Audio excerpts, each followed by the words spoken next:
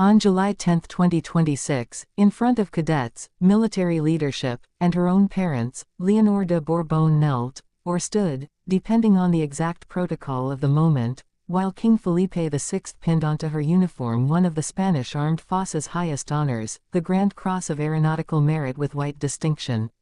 It's a decoration most career officers never receive. It marked the formal close of 3 years of military training across every branch of Spain's armed forces, and it did something else, too. It gave us a rare, physical, documented symbol of exactly how seriously the modern Spanish monarchy takes the idea that a future head of state has to earn the uniform before she ever wears the crown.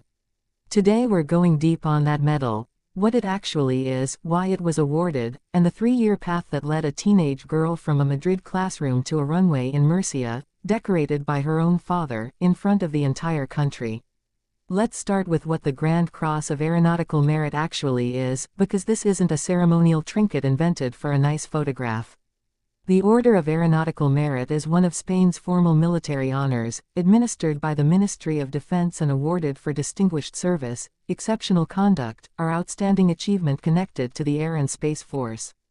It comes in different grades, and the Grand Cross sits at the top of that structure, the kind of decoration typically reserved for senior officers, distinguished service records, or extraordinary individual achievement. The White Distinction refers to the specific insignia variant awarded for peacetime merit, as opposed to the Red Distinction reserved for wartime or combat-related service. In other words, this was Spain's military establishment formally recognizing that Leonor met the standard for one of its highest peacetime honors, not because of who her father is but because of what she completed to earn it. To understand why she was standing on that runway at all, you have to go back to August 17, 2023, and a piece of legislation most people outside Spain have never heard of, Royal Decree 173/2023. That decree is the actual legal architecture behind everything that followed. It formalized a structured, 3-year military education for the Princess of Asturias, spanning all 3 branches of the Spanish Armed Forces, Army, Navy, and Air and Space Force, with the explicit purpose of preparing her for her eventual constitutional role as head of state. This wasn't a tradition inherited from some centuries-old custom. It was a deliberate, modern administrative decision, and it mirrored almost exactly the path her own father, King Felipe VI, had walked through Spain's military academies decades earlier. In a joint statement issued around that time, Felipe and Queen Letizia described the training as both valuable in its own right and essential to preparing her for the representational duties that would eventually fall to her, language that tells you a lot about how this monarchy talks about itself in the 21st century. Not bloodline, not mystique, duty, and demonstrated preparation. Phase 1 took her to the General Military Academy in Zaragoza, the same institution, notably, where her father trained. For a young woman who had spent her teenage years at a Spanish day school and then completed an international baccalaureate at UWC Atlantic College in Wales, this was a hard pivot: barracks life, drill instruction, physical conditioning, and coursework in military science, all under the same standards applied to every other cadet in her cohort, regardless of the fact that she would one day be their monarch. That phase culminated on July 3, 2024, at a commissioning ceremony where King Felipe personally presided over his daughter completing her army training, a moment that, if you think about it, is a fairly remarkable piece of political theater in the best sense. A sitting monarch, in a military uniform of his own, formally marking his daughter's progress toward the same role he currently holds. From Zaragoza, the training moved to the sea, and this is the phase that, in my opinion, tells you the most about how far the institution was willing to go to make this training real rather than symbolic. The Naval Military School at Marin, and the training ship Juan Sebastián de Elcano, became the next chapter. The Elcano isn't a modern vessel dressed up for royal use, it's a 4-masted topsail schooner built in 1927, named after the navigator who completed the first full circumnavigation of the globe following Magellan's death partway through that original voyage 5 centuries ago. Spanish naval cadets have trained aboard it for nearly 100 years, and the training is genuinely demanding. Transatlantic legs, rotating watch shifts at all hours, hands-on navigation instruction, and the tight, unglamorous discipline of shipboard life, where rank matters less than whether you can do your job when the weather turns. Officers and fellow cadets who served alongside Leonor during that deployment have consistently described someone who was integrated fully into that routine, same mess, same watches, same expectations as everyone else aboard. And then came the final phase, the General Academy of Air and Space in San Javier, in the region of Murcia, where she trained as a pilot alongside her Air Force cohort. This is the branch that produced the ceremony we opened with. On July 10, 2026, in front of her fellow cadets, senior military leadership, and her family, Leonor graduated from San Javier, formally completing the 3-year sequence that Royal Decree 173/2023 had laid out almost exactly 3 years earlier to the week. The Grand Cross of Aeronautical Merit with White Distinction was the capstone recognition, awarded specifically in connection with that Air Force phase, and specifically for the standard of achievement she demonstrated across pilot training, not as a farewell gift for finishing. If you're new here, this is where a lower-effort Royal Channel usually either invents palace drama or glosses over the substance entirely. We do neither. We go to the actual record, the actual decree numbers, the actual ceremonies, because that's what separates documentary-grade royal coverage from tabloid speculation. And the record here is genuinely worth understanding in full, because the Grand Cross isn't the end of the story, it's the hinge point between two very different chapters of Leonor's public life. Let's talk about why this military phase mattered so much to the institution itself, because it wasn't incidental, it was strategic, in the specific sense that constitutional monarchies use that word. Spain's monarchy, as it exists today, is not an ancient, uninterrupted institution coasting on inherited legitimacy.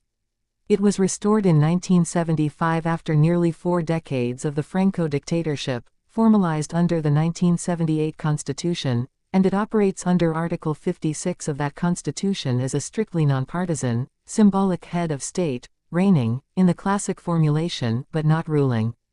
That framework has been tested hard in the past decade. In 2014, King Juan Carlos I, Leonor's grandfather, abdicated amid corruption allegations that would eventually lead to a formal financial investigation, and he subsequently went into a self-imposed exile in the United Arab Emirates. That event reshaped public trust in the monarchy in ways that are still measurable today. Polling from the University of Murcia and other Spanish institutions has tracked a real, persistent split in public opinion about the monarchy's legitimacy ever since, not manufactured tabloid outrage, but a genuine, well-documented political fault line in a country that, unlike Britain, restored its monarchy fairly recently and within living memory of a dictatorship. Against that backdrop, every choice the current institution makes around Leonor's public preparation reads as deliberate reputation building through demonstrated substance rather than inherited mystique. The military training wasn't optional pageantry, it was a multi-year, legally codified program designed to put the future monarch through the same standards as ordinary officers, in public, with real graduation requirements and real decorations that had to be earned rather than granted. When King Felipe pinned that Grand Cross on his daughter, the message to a still skeptical public wasn't, the crown gives itself honors. It was closer to, the next monarch went through the same academies, the same watches, the same cockpit hours as everyone else in that graduating class. It's also worth noting what came just before the graduation, because it adds useful context to how packed this period of her life has actually been. In June 2026, weeks before the San Javier ceremony, the royal family hosted Pope Leo XIV at the Royal Palace in Madrid, with Leonor present alongside her parents and younger sister, Infanta Sofia. A formal diplomatic audience carried out under standard Vatican protocol, including the traditional black mantilla worn by royal and noblewomen at such meetings. And in the weeks that followed her graduation, she delivered a substantive closing address at the Princess of Girona Awards in Barcelona, met individually with young honorees working in areas like youth sports access and technology for social good, and made a point in her remarks of saying that her role models are not famous people, a small line, but one consistent with a pattern observers have tracked since her first major public speech back in 2019, substance over spectacle. So by the time she stood on that runway in Murcia in July, receiving the Grand Cross, it wasn't an isolated ceremonial moment, It was the visible capstone of a compressed, demanding stretch that had already included a papal audience and a significant public address, layered on top of 3 years of structured military service. Now, before we look at what comes after the uniform comes off, because this medal doesn't mark an ending, it marks a transition. If you're finding value in getting this level of sourced, documented detail instead of the recycled speculation you'll find on most royal channels, that's exactly what this channel is built around. Hit subscribe now, because the next chapter of Leonor's public life is already underway, and it looks nothing like the last 3 years. Here's the pivot that makes the Grand Cross ceremony so significant as a turning point rather than just a nice medal. This September, Leonor begins studies in political science at Carlos III University in Madrid. It's her first sustained period of civilian academic life since finishing her international baccalaureate in Wales back in 2023, meaning the entire arc from teenager to decorated military graduate happened, essentially, in the space most people spend on a bachelor's degree. The sequencing is deliberate. Military formation first, building the discipline and public service credibility the institution clearly believes matters most for a young monarch's early public image. Academic and political theory training second, laying the intellectual groundwork for decades of constitutional duty that require her to understand, in real depth, the parliamentary system she is constitutionally required to stand above and never openly participate in. That constraint is worth spelling out precisely, because it's easy to underestimate how binding it actually is. Under the Spanish Constitution, the monarch and the heir are required to remain strictly nonpartisan, no public political opinions, no interference in the actual mechanics of governance, ever. Studying political science, then, isn't preparation to eventually wield power in the way an elected official would.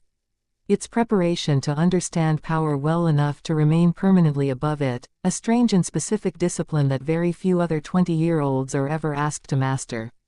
And there's another constitutional constraint shaping her adult life that's worth mentioning here, because it comes up constantly in less careful coverage of her. Article 57.4 of the Spanish Constitution requires that any marriage she enters into be authorized by the king and the Cortes Generales, under penalty of losing her place in the line of succession entirely. It's a real, binding legal mechanism, not tabloid speculation, and it's one more example of how much of Leonor's adult life, even the parts that look personal, actually sits inside a formal constitutional structure most people her age never have to think about. Which brings us back to the medal itself, and why it's worth treating as more than a nice piece of ceremony for the photo archives. The Grand Cross of Aeronautical Merit with White Distinction is a real, earned military honor, awarded under Spain's formal honors system, for a training program with actual graduation standards, embedded in a decree with an actual legal number, 3 years in the making. It sits at the exact hinge point of Leonor's public life, the last major event of her military formation, and the final milestone before she steps into a university lecture hall as an ordinary undergraduate this September, the same month most people her age are also starting or returning to school, just with a rather different set of things waiting for her afterward. That's the real story here, not intrigue, not palace scandal, just a documented, 3-year institutional effort to build public trust in a monarchy that knows, better than most, that trust in this country has to be earned in the open rather than assumed by birthright. If you want the same level of source depth on what her political science coursework at Carlos III actually looks like, and what it signals about the kind of monarch Spain is preparing to eventually have, that's coming soon on this channel. Subscribe if you haven't already, and I'll see you in the next one.